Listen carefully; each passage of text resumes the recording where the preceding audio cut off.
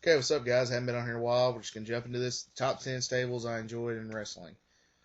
From number 10 is from WCW The Flock, composed of Raven, Perry Saturn, Lodi, Kidman, Reese, and Horse Hogan. It solidified Raven that he belonged in WCW. It made Perry Saturn. It made Kidman. Lodi was hilarious with his little sign around saying "Raven rules, Raven rules." It was just great. It was a funny stable. It was very unique, very enigmatic, just like Raven. It was very, very nice. Number 9, the Nation of Domination. What can you say about the Nation?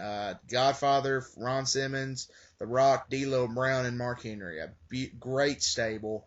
Very fun to watch in the Attitude Era. It launched The Rock. It launched The Godfather. Launched D'Lo Brown. Launched Mark Henry. Farouk headed it up, but then left to go team with Bradshaw and made the APA, so it launched him even higher. Number 8, the Hart Foundation. What can you say about the Hart Foundation? They were fantastic. Made up of Bret Hart, Jim Neidhart, the late Davey Boy Smith, the late Owen Hart, and the late Brian Pillman. They were fantastic in 1997. Just beautiful. They would go to Canada, be loved, come to the United States, be hated. They feuded with Degeneration X. It was just beautiful. It was fantastic. The Hart Foundation is one of the great stables of all time. Number 7, the Ministry of Darkness, composed of The Undertaker, the APA, Mideon, and Viscera. Fantastic. These guys do not get the credit they deserve. This ministry was epic at the time. It was so dark, so cutting edge. They would do abductions and stuff that was even edgy for the Attitude Era. They would abduct Stephanie. As you see here, they suspended Stone Cold on the Undertaker's symbol. Just fantastic stuff. It was insane. They are very, very underrated. Number 6, Evolution. Evolution was basically the recreation of the Horsemen. It was comprised of Randy Orton, Batista, Triple H, and the Nature Boy Ric Flair. Great stable. This is the closest thing anything has ever come to the Horsemen, I think, as in trying to be like the Horsemen. Fantastic. It lost Randy Orton. It launched Batista. It was just amazing.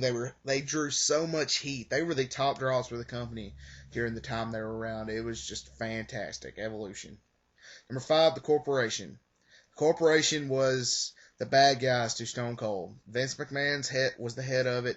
The Big Boss Man was the enforcer. And they just took the ball and they ran with it. And it scored touchdown after touchdown after touchdown. Just having Stone Cold have to do so much stuff to the Corporation, having to get past the Corporation and get title shots, fantastic. You can't say enough about the Corporation. They were just fantastic. Number 4, the NWO Wolfpack. Great idea, breaking these guys away from black and white. Conan, Lex Luger, Macho Man, Kevin Nash, and Sting.